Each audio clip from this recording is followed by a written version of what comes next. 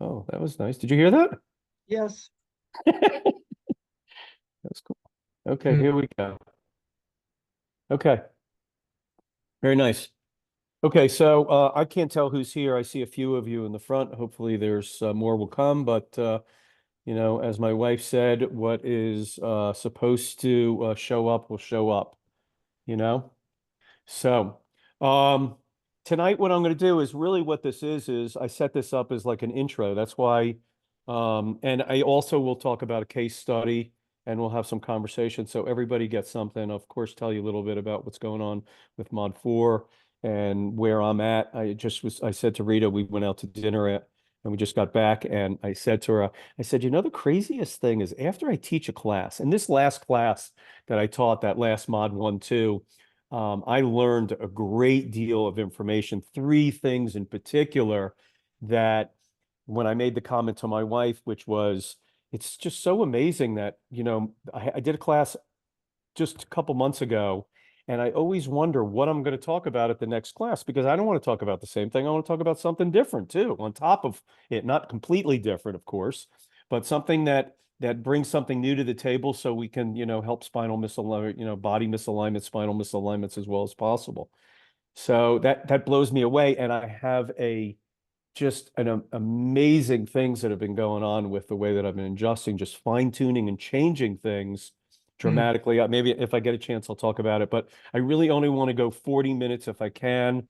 30 minutes would be ideal because I think that's good for everybody. So here's the deal. You look at these things, and if you're on here for the first time or for a million times, the whole idea is that when you walk out of chiropractic school, you walk out of medical school, you walk out of whatever it is as a patient, and you look at that, basically what you look at and you go, that picture on the right, wow, look at that head is really off center, or um, that left side is, and that first on that one on the left is they're leaning to the left on the bottom and the shoulders low. And you could see some of these things, so forth and so on.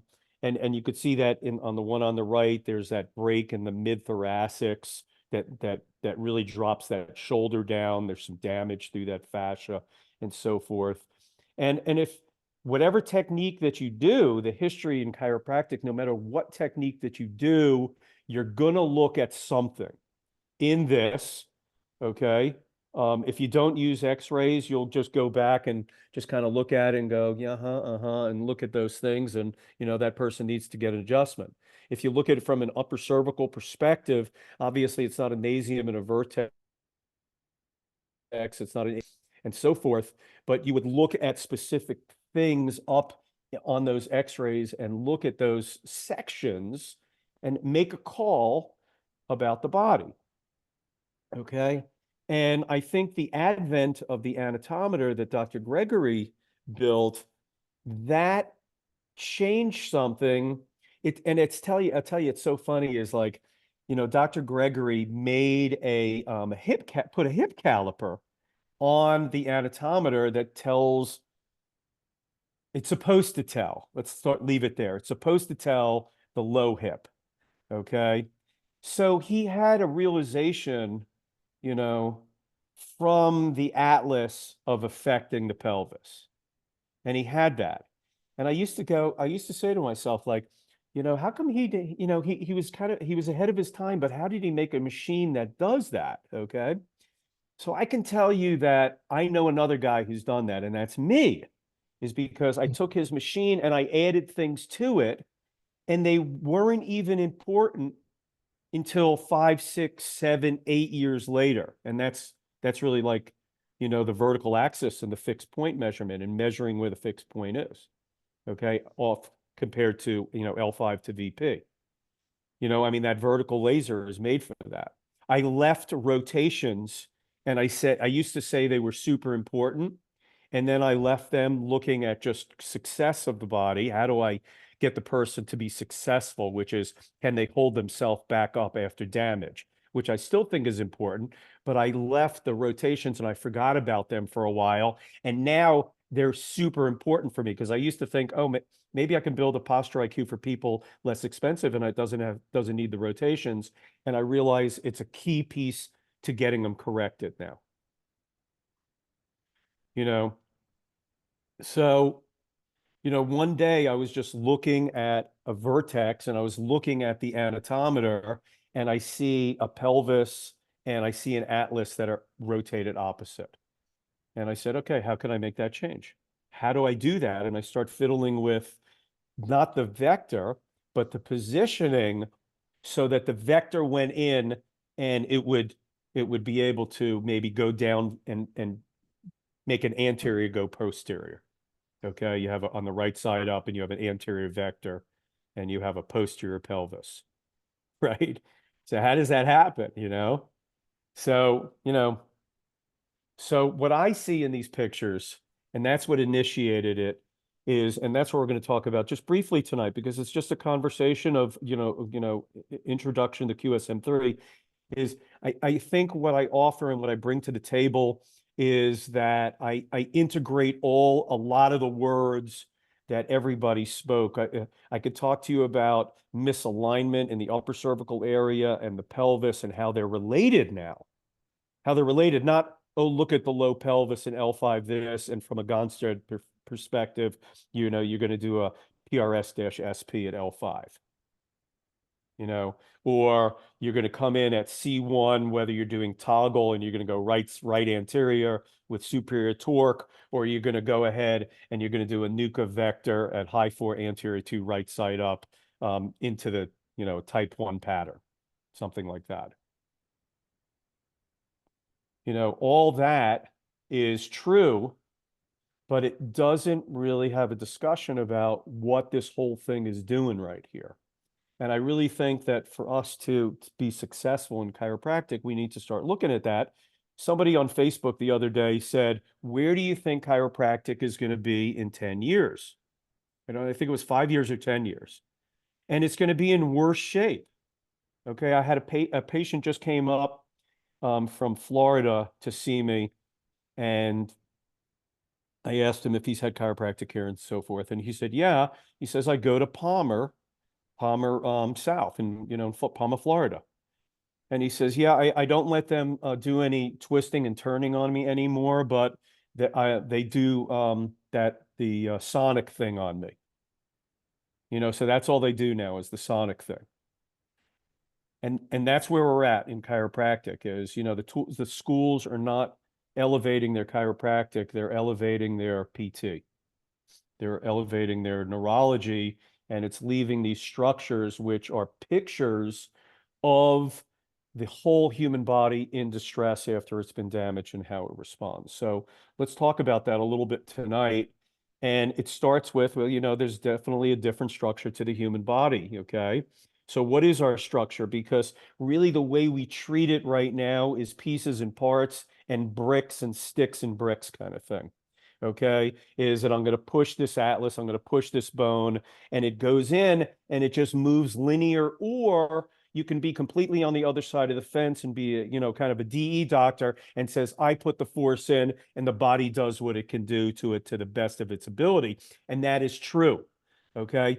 But it's not completely true, because if you do something to what it needs, okay, and you help it and you do it along its rules and its boundaries and its laws, then guess what happens? It could do a whole lot better with what you did. Okay, so that's old news for me. That's old conversation. We live in a world now that sees this structure as a tensegral structure. And that's kind of a word, well, okay, so we're tensegral, and that's why we have our bounce, and that's why we have our spring, and the bones don't really hold us up. Okay, but what does that really do for our chiropractic? It does nothing. It does nothing. It's like calling something you have sciatica. It does nothing for you, even though the whole public has bought it. Okay, it's like going to Goodyear and says you have a flat tire. That's it. So it's tensegral. What does that do for us? Okay, so it's not really tensegral because the legs and the head are not tensegral. Okay, they don't have an expanding, bouncing system. Okay, they're not hollow. So that's the way I see it, at least. So C0 down to the pelvic floor is tensegral and expanding, and you got this big meatball on top, and you got these springs down below. And you got 350 plus joints bending in between it. So it's like a slinky, you know, and you ever try to throw a water balloon or a slinky, it doesn't move like a brick or a baseball. So it doesn't behave the same way. So as chiropractors, if we don't understand how it's built, and if we don't understand how it behaves, then guess what happens?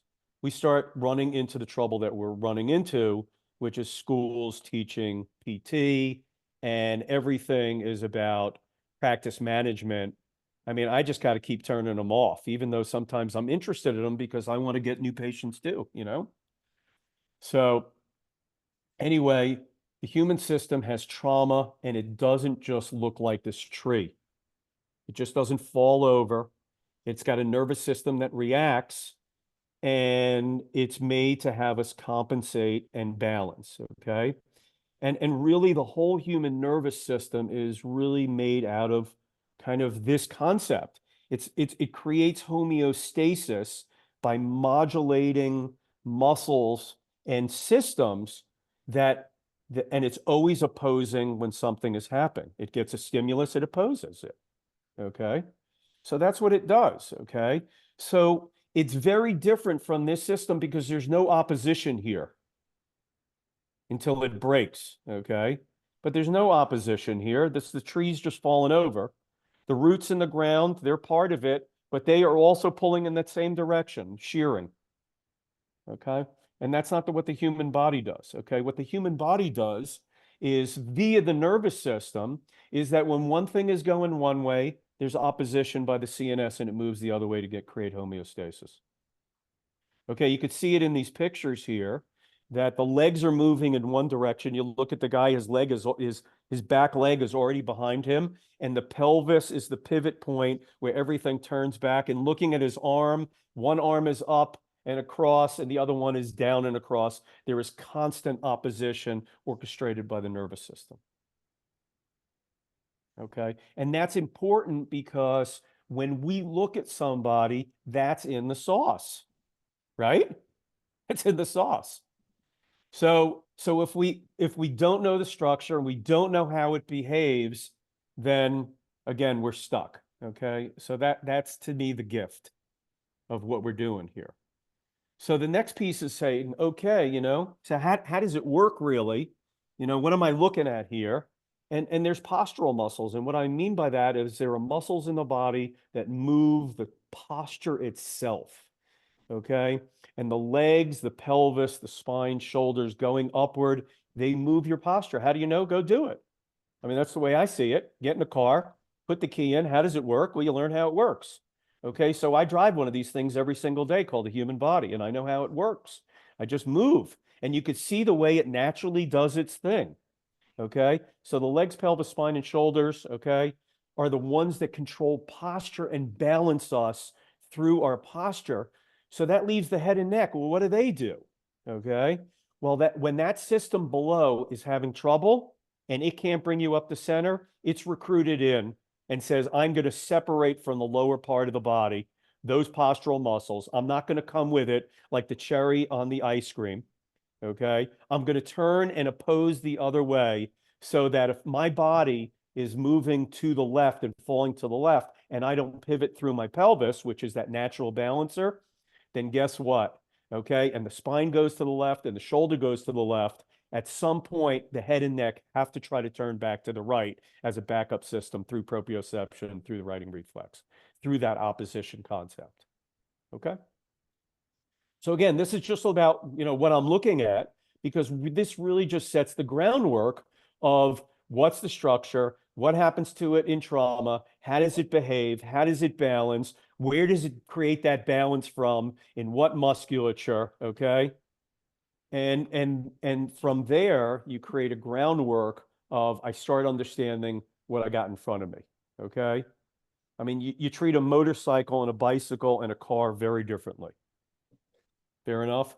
And a golf club, you know, I mean, they're all different, right? So that's really that's where we're at, and we have not stepped into that realm at all in chiropractic. I mean, even nobody stepped into living this as a living system, for posture.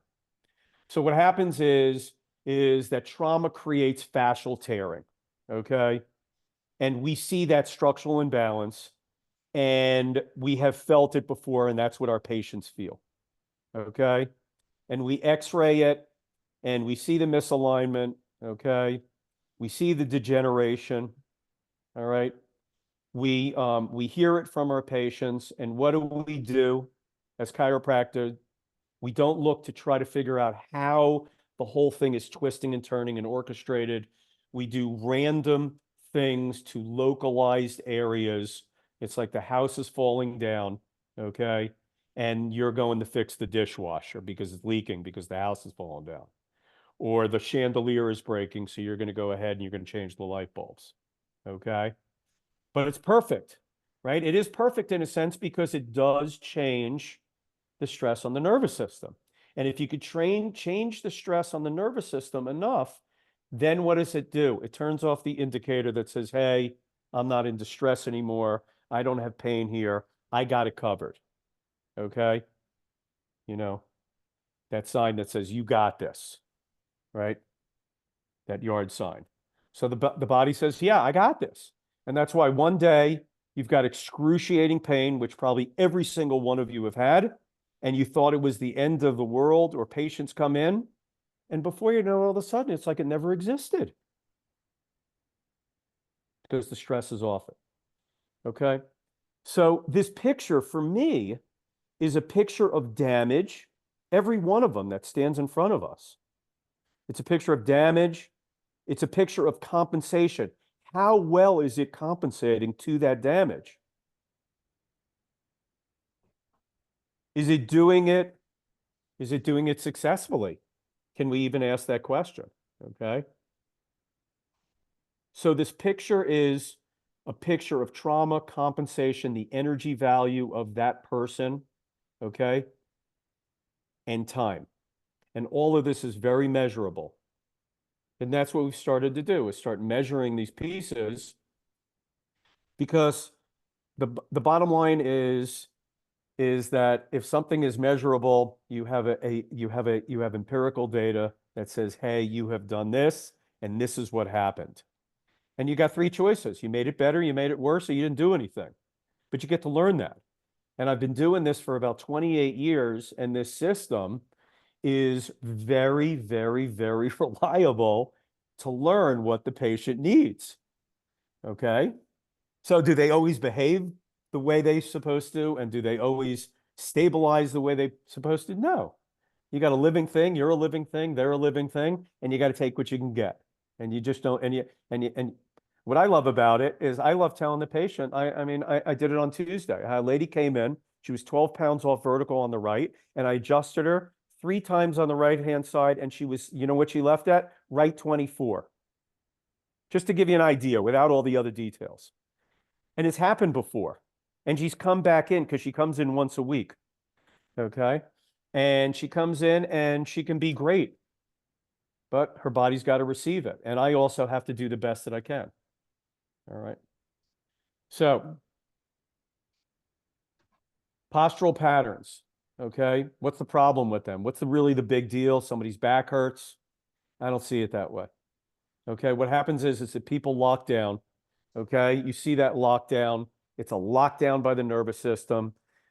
People talk that we lose airflow, we don't breathe well, my joints hurt, I have organ trouble, I got neurologic troubles, blah, blah, blah, blah, blah. The end of the day, this is the largest problem that faces the human body, because this nervous system locks down and it compresses everything. And bottom line, the first two essentials, air and water, and fluid movement, really, that's what water is about. It just diminishes. So decreasing essentials, toxification then happens, and really it's like we just suffocate over time. And everybody's just hearing the complaints. and everybody's just seeing the symptoms, and they just keep throwing more garbage into the hefty trash bag until it explodes. Boom. Let's change that. Okay, so we stand people up on this little machine right here, and it's got 11 postural points, and it measures the human body from the legs to the skull. It measures where the legs stand on vertical, the pelvis, the spine, shoulders, neck, and head, how the body twists. And the thing that's even the coolest thing about it is it just doesn't tell you where it is. It tells you how it's performing. Okay, I give you a task of I want you to do 20 push-ups, and I'm going to measure that. And you do 12. Well, guess what? You were not successful. So success for the human body is it gets damaged, and the question is, can it recover, and is it recovering? That is job one for me. Okay, my job one for them is they should feel better, your patients. Job one for me is to be able to go ahead and to create success. Okay, job two is to get the legs up underneath them. Job three is to reduce the rotations down. Okay. Okay. So each pattern, and this is the way that I see it now, is that if you took 6 cans and put them on top of each other, 6 stewed tomato cans, okay? Put them on top of each other, and you start bending and twisting them in all different directions. You line them all up. They all have to have, all the labels are sitting exactly the same direction, and all of a sudden you start bending and twisting them, okay? And that's what's going on with the human body. The head, the neck, the shoulders, the pelvis, the spine, all the way down to the legs are twisting and bending based on trauma, compensation, energy, and time. They each have a pattern. They have an energetic value at which they are doing their thing, okay, and being successful, their performance. I mean, that's a real measure of the nervous system. Are you being successful? And these patterns look like big spirals, kind of like DNA helixes that are bending off vertical and twisting. All right. And our job is so simple, is to release that. Because if our job is to move the bone, then you have to be able to release the nervous system that's activating the musculature that is moving that bone into that place that you see it. And it has to be done as a whole unit.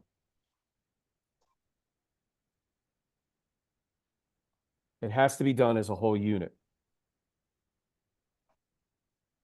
Okay. So each one of these patterns has a spiral to them.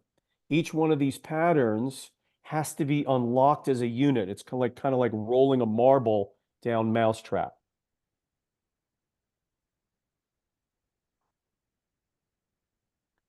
Okay, so in the method that I do with QSM3 is I measure it three-dimensionally, and I see the pattern, and I make a decision on how I'm going to adjust it, the adjustment itself, the sequence. How am I going to adjust them on the right side, left side, or both sides? Okay. It also tells me from the posture listing from that posture IQ. It also tells me the places at the neck that I'm going to go into. Okay. So it's from there that I go ahead and I lay people down into a complete three-dimensional mirror image. Okay. Imagine, well, you don't have to imagine. Something is locked up and you want to untwist it completely in the opposite direction, then place it at that tension line from head to toe. And then going in at that specific point and unlocking it because everything is set up to just release it and allow that mirror image to just expand. So a specific placement, a specific adjustment, a specific contact at a specific vector, and you get a global release, and then a measurement that shows you that it's been released. Okay. Yes, the other day I adjusted somebody, and they were measuring all posteriors on whatever side, and I adjusted them, and they came up to vertical, but they didn't completely untwist. So I did is I said, I want to just go see this. And I felt like I completed it. Okay. That's the way that's the way I feel about what I was doing on that day. Okay. I felt like I completed on that side. So I looked at it, I said, I'm going to just go in on the other side. And instead of going posterior, I'm going to go on the other side. Like if it was right posterior, I'm going to go left anterior at the same contact. And I went ahead and I did that, and it popped up to 0 or 1. I think I had a 0 and a 1. And I was like, that's freaking cool. So that was cool. I wasn't working at that level before. So, I'm looking for, multiple things to happen and everything to happen, all of them to happen at once, or all of them to happen together as best as possible. And what is that? People being more unbalanced, people being less rotated, people having their legs up underneath them. What do all these things create? They create better stability, less energetic usage by the body, and less of that tensegral compression and tension model. Okay, so the whole idea is to unlock this thing from the cervicals, release this spiral from the placement, specific contacts that are up in the neck, an adjustment pattern that supports up and open tensegrity. Boom. Any questions? Good. Okay. All right, good deal. All right, so let's talk about this case, okay? I mean, I talked about this case a little bit at Mod 3, Mod 1, 2 last, and I see this case all the time, and there's two specific points that I'm going to talk about with this does anybody have any questions about what I just went over? I just kind of rolled over that in about 2 seconds. Okay. So here's a case. Can you guys see the X-ray? Yes. Can everybody see it? Okay, because I have everybody's name or people's names are just blocking. Yeah, I can see it. Okay, great. I can see it. Okay, perfect. Okay, so this is something that I see a lot of, and I'm going to give you a couple concepts here. This isn't like we're not going to just talk about what the philosophy and the theory of what I do.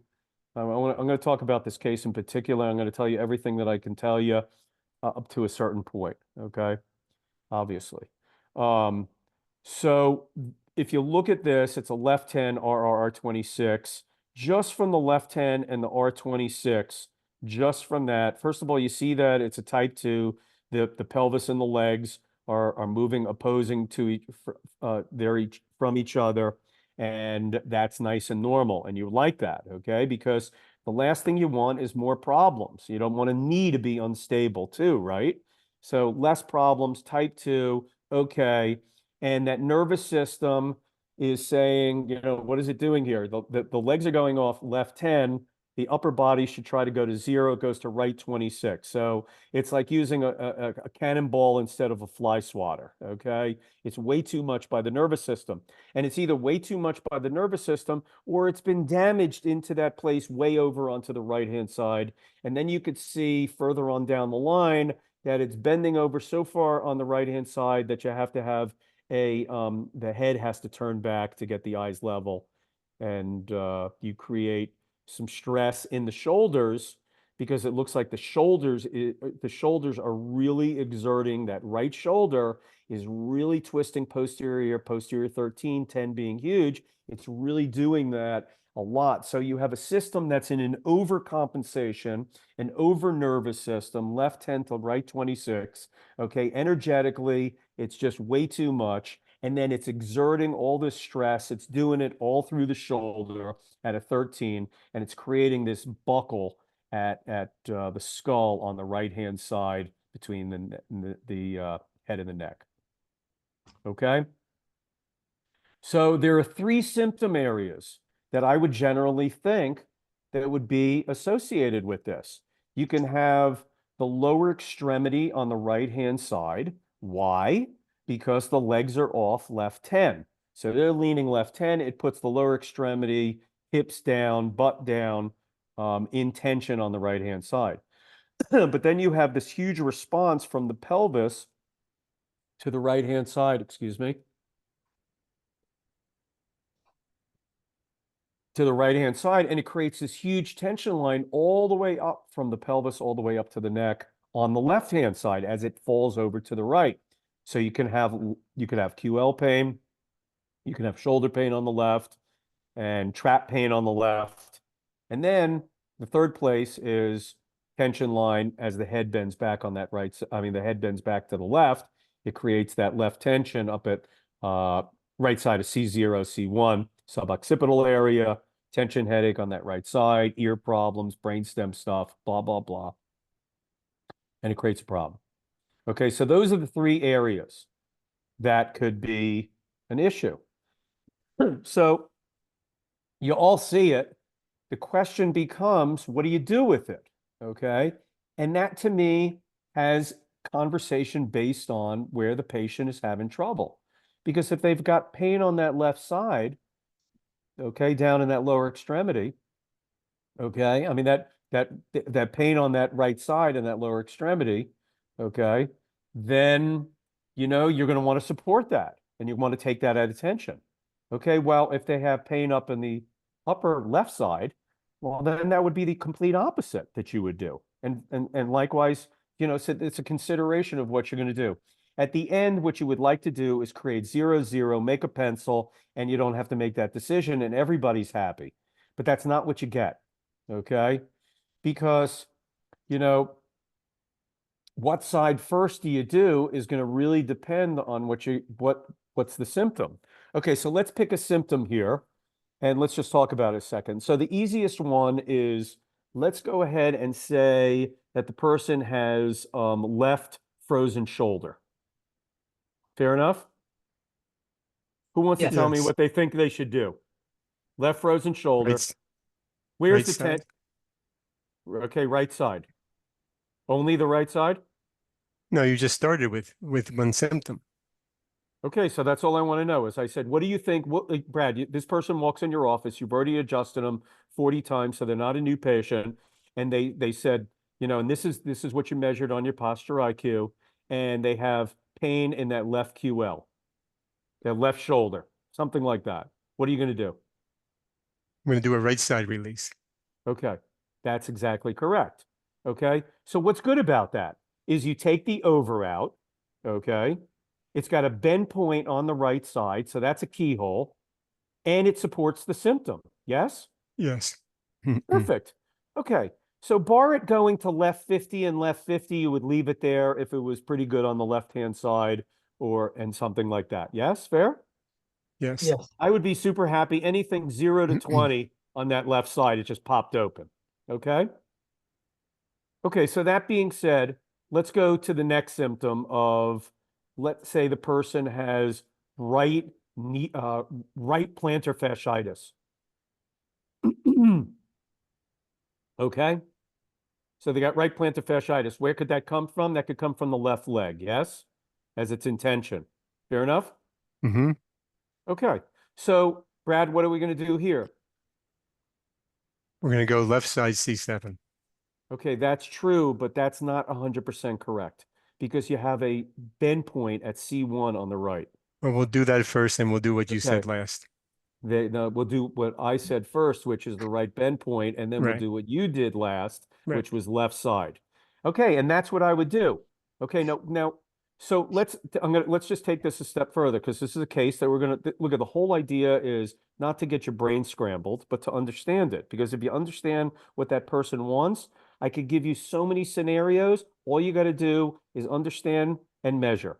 Measure and then understand. Do, measure, understand. Okay. So Russell, let's just, yes. do you have people that are first time that might want to explain what the posture listing means if they don't know legs, and just to go over Okay. what that the mean what the meaning? Fair. So that thing up at the top is a posture listing. It's allowed, and what it represents is that left 10 is the leg. If you take the whole thing and turn it vertical, the left 10 is where the leg is, and that other L all the way on the right-hand side is where the head is. So it's like we are looking at the way that this thing tilts and bends and twists, and we put some numbers on some things, and that's what that listing looks like.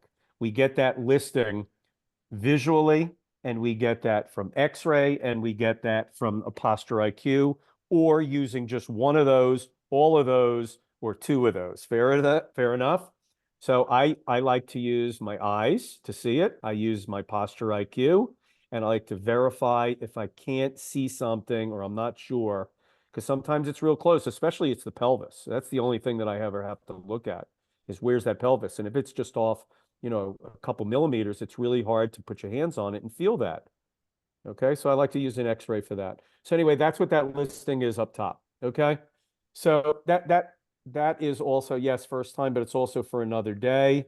So the conversation is, if somebody walks in and they have a different symptom, what are you going to do? So now I've got this right, let's call it right knee, right plantar fasciitis. So I want to take that tension off of that, okay? I mean, there's a reason for this. It's not that it's just subluxated. It's not that there's a C1 out of place. This is a misalignment that puts, the bones don't hurt. It's the soft tissue that hurts. And the nervous system this is a picture of it in trauma, the best it can do. And we need to change that. And we want to make that what? We all can agree. We want to make it more balanced, more straight, more vertical, get things more level, for sure. Okay. So how do you do that? Okay. And what are you taking into consideration? Well, this person is complaining of a problem. I want to help them with that problem, and I want to create all those other things that I just said. Okay. However, you can't create a pencil. You can't get them perfect. Okay. Because things have been damaged. So you play a game called I take the strain off the symptom, and I also create the best balance that I can and stability so people are happy and I'm happy. And I do that through measuring stuff. So with this person, the first one, I would just adjust them on the right-hand side if they have trouble over on this left-hand side. But if they have trouble on this right lower side, then what I want to do is this right lower side is because those legs, things are in tension. I want to lift those things up, and I want to take tension out of that line. So I'm going to adjust them on the left side last. Well, what happens if I adjusted them on the right side? Okay. In any of these, because there's a bend point there, which is what a bend point is, if you haven't been on this, is in that posture listing, the last two letters say RL, which tells you that there is a kink between the head and the neck. And if you look at a convexity or a concavity, a V or a V upside down, a concavity, a convexity, you would push into this and open this, you would push in this and collapse it. So when there's a convexity on a side, that is an ideal place to adjust in the cervicals. I call it a doorway. And we can go into that spiral through that doorway where that kink is, and we can unlock the whole tensegral volume. It has that ability to do that. So we always take that opportunity. So in this case, this person has that on that right side. So no matter what I'm doing, I'm going into that right C1 because it is right on the money to pop this thing wide open. Okay? After that, I look at other things. What happens if I adjust it on the right-hand side and that right 26 and that left 10 the legs went to left 30 and the weight went out to left 20? I'd go, that's a lot. I may turn you over and try to bring that up to center, right?